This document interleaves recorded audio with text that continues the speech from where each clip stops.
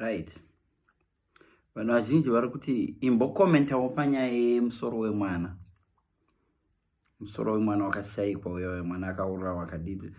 Inini handionzoda kukomenta zvinhu zviri controversial because handidi zvinhu zvokuti vanhu vanozopedzisira vakufunga kuti ndine side kana ndine chichichi kana kupedzisira ndacrossa mapath evanhu. Ndichangokomenta on this issue once and I hope in future nondibvunza zvinhu zvakarerekera kumatopics andagara ndichisita, not izvi zvinenge zviri dangerous, right?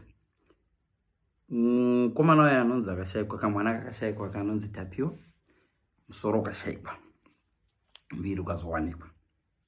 All I can say is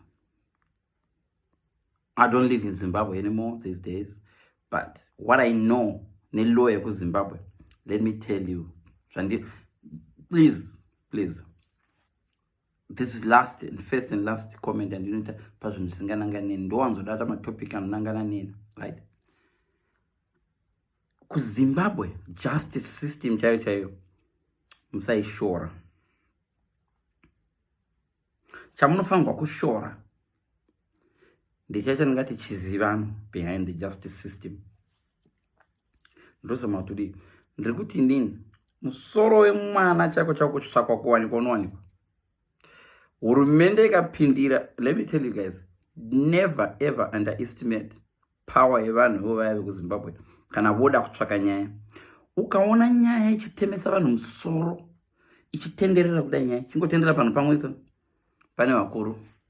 Ende vakuru ivava handizi tanonga vari vakurudzi, anogona kunge vari vakuru veng'anga. Ng'anga dziya dzinonzi hadzibatwe.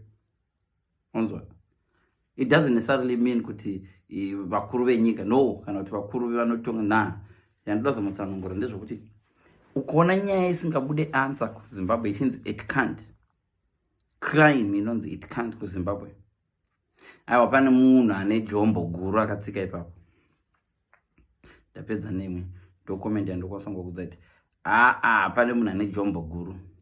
Gombo iro harisumuke. Zvikapinda kudhara vaMugabe vaigona kuti nyaya itika kucholochoko.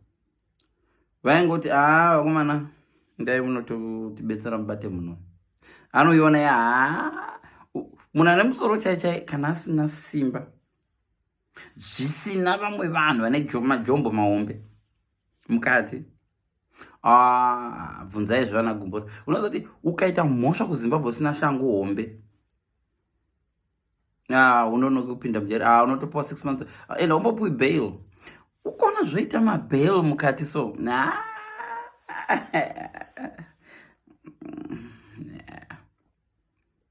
evidence iripo kuti zveshoshwa musoro wakatombopfura ukauya mumba mako, mutumbo wakatombopfura nomumba mako, ugonzi musoro washayikwa kuZimbabwe. Anyange wakaukanda ukauisa mugaro ukakanda unonovhende nyura. Unless kana Zimbabwe like I'm saying, ndakabva kuZimbabwe kudhara, so handizi. But panhau yemusoro aiwa vakuru chavo vanonyatsoziva, vakuru vakaipindira nyaya yemusoro unobuda.